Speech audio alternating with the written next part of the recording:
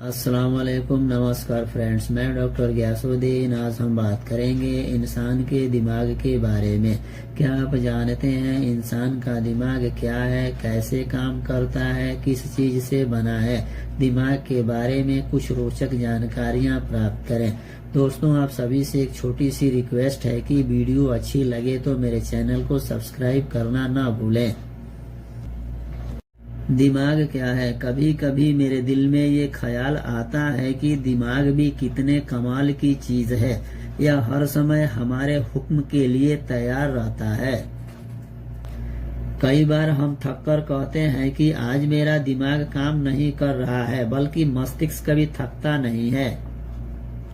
अगर 5 से 10 मिनट तक दिमाग में ऑक्सीजन की कमी हो जाए तो यह हमेशा के लिए डैमेज हो सकता है। दिमाग पूरे शरीर का केवल 2% होता है, लेकिन यह पूरी बॉडी का 20% खून और ऑक्सीजन अकेला इस्तेमाल करता है। हमारा दिमाग 40 साल की उम्र तक बढ़ता रहता है। हमारे दिमाग के 60% हिस्से में चर्बी होती है, इसीलिए शरीर का सबसे अधिक चर्बी वाला अंग है। सर्जरी से हमारा आधा दिमाग हटाया जाए तब भी इससे हमारी यादों पर कुछ असर नहीं पड़ेगा। जो बच्चे 5 साल का होने से पहले 2 भाषाएं सीखते हैं, उनके दिमाग की संरचनाएं थोड़ी सी बदल जाती है। दिमाग 10% प्रयोग करने वाली बात भी सच नहीं है, बल्कि दिमाग के सभी हिस्सों का अलग अलग काम होता है। 90 मिनट तक पसीने में तर रहने से आप हमेशा के लिए एक मनोरोगी बन सकते हैं। बचपन के कुछ साल हमें याद नहीं रहते, क्योंकि उस समय तक डेवलप नहीं होता। यह किसी चीज को याद रखने के लिए जरूरी है। छोटे बच्चे इसीलिए ज्यादा सोते हैं क्योंकि उनका दिमाग उनके शरीर द्वारा बनाया गया 50% ग्लूकोज इस्तेमाल करता है। 2 साल की उम्र में किसी भी उम्र से ज्यादा ब्रेन सेल्स होते हैं। एक दिन में हमारे दिमाग में 70,000 विचार आते हैं और इनमें से 70% विचार गलत होते हैं। हमारे आधे जीन्स दिमाग की बनावट के बारे में बताते हैं और बाकी बचे जीन्स पूरे शरीर के बारे में बताते हैं। अगर आप अपने स्मार्टफोन पर लंबे समय तक काम करते हैं तब भी आपको ब्रेन ट्यूमर होने का खतरा बढ़ सकता है। अगर शरीर के आकार को ध्यान में रखा जाए तो इंसान का दिमाग सभी प्राणियों से बड़ा होता है। हाथी के दिमाग का आकार उसके शरीर के मुकाबले सिर्फ 0.15% होता है, जबकि इंसान का 2% होता है। एक जिंदा दिमाग बहुत नर्म होता है। जब हमें कोई इग्नोर करता है तो हमारे दिमाग को बिल्कुल वैसा ही महसूस होता है जैसा चोट लगने पर होता है। पूरा दिमाग इकट्ठा काम करता है। जिस घर में ज्यादा लड़ाई झगड़े होते हैं उस घर के बच्चे के दिमाग पर बिल्कुल वैसा ही असर पड़ता है जैसे जंग में सैनिक पर पड़ता है। टीवी देखने से दिमाग बहुत इस्तेमाल होता है, इसीलिए इससे बच्चों का दिमाग जल्दी विकसित नहीं होता है। बच्चों का दिमाग कहानियां पढ़ने और सुनने से ज्यादा विकसित होता है, क्योंकि किताबों को पढ़ने से बच्चे ज्यादा कल्पना करते हैं। हर बार जब हम कुछ नया सीखते हैं तो दिमाग में नई झुर्रियां विकसित होती है और यह झुर्रियां ही IQ का सही पैमाना है। अगर आप खुद को मान लें कि हमने अच्छी नींद ली है तो हमारा मस्तिष्क भी इस बात को मान जाता है।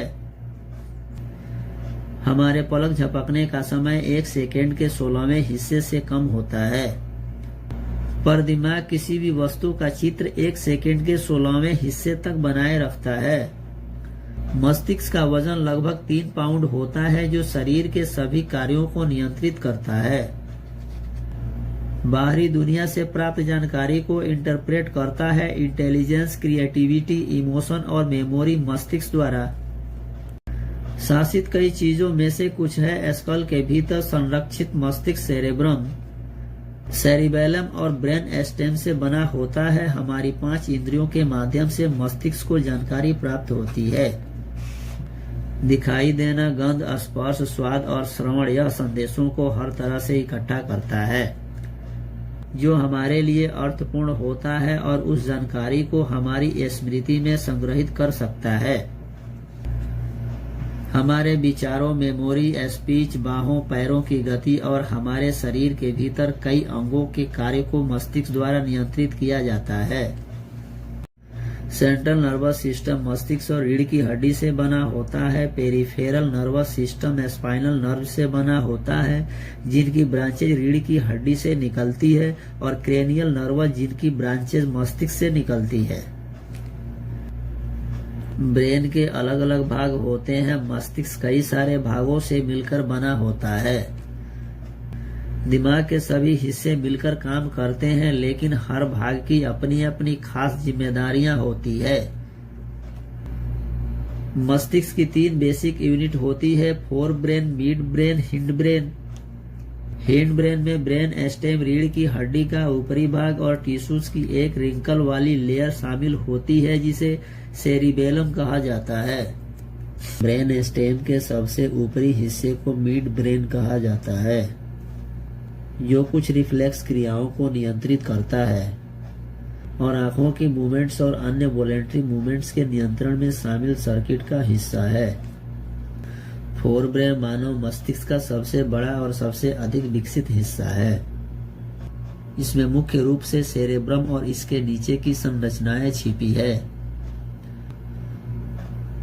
ब्रेन के कार्य क्या है? मस्तिष्क विशिष्ट क्षेत्रों से बना है जो एक साथ मिलकर काम करते हैं। कार्टेक्स ब्रेन सेल्स की सबसे बाहरी लेयर है। कार्टेक्स में सोच और वॉलेंटरी मूवमेंट की शुरुआत होती है। ब्रेन स्टेम स्पाइनल कार्ड और मस्तिष्क के बाकी हिस्सों के बीच होती है। सांस लेने और सोने जैसे बेसिक फंक्शन को यह नियंत्रित किया जाता है। बेसल गैंग्लिया ब्रेन के सेंटर में स्ट्रक्चर का एक समूह है।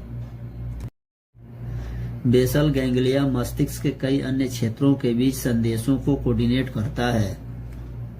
सेरिबेलम ब्रेन के बेस पर और पीछे की तरफ होता है। सेरिबेलम सामान्य और संतुलन के लिए जिम्मेदार है। मस्तिष्क टिश्यू की एक लेयर से घिरा होता है, जिसे मेनिंजेस कहा जाता है। स्कल मस्तिष्क को चोट से बचाने में मदद करता है। मस्तिष्क को फंक्शन सेक्शन में बांटा गया है, जिन्हें लोबस कहा जाता है। Frontal lobe, temporal lobe, parietal lobe, occipital lobe, cerebellum, brain stem. Frontal lobe के फंक्शन क्या हैं? ध्यान, एकाग्रता, सेल्फ मॉनिटरिंग, ऑर्गेनाइजेशन, बोलना, मोटर प्लानिंग और इनिशिएशन, क्षमताओं के बारे में जागरूकता, सीमाओं के बारे में जागरूकता, व्यक्तित्व, मेंटल फ्लेक्सिबिलिटी, बिहेवियर को निषेध करना, भावनाएं, problem solving, planning, judgement. Frontal lobe पर आई चोट किसी व्यक्ति की भावनाओं, आवेगों और व्यवहारों को नियंत्रित करने की क्षमता को प्रभावित कर सकती है। यह घटनाओं को याद करने या बोलने में कठिनाई का कारण बन सकती है। ब्रेन स्टेम का फंक्शन क्या है? सांस लेना, उत्तेजना, चेतना, हृदय गति, नींद और जागने का। चक्र ब्रेन स्टेम शरीर के अनैच्छिक कार्यों को नियंत्रित करता है जो जीवित रहने के लिए आवश्यक है, जैसे कि सांस और हृदय की गति।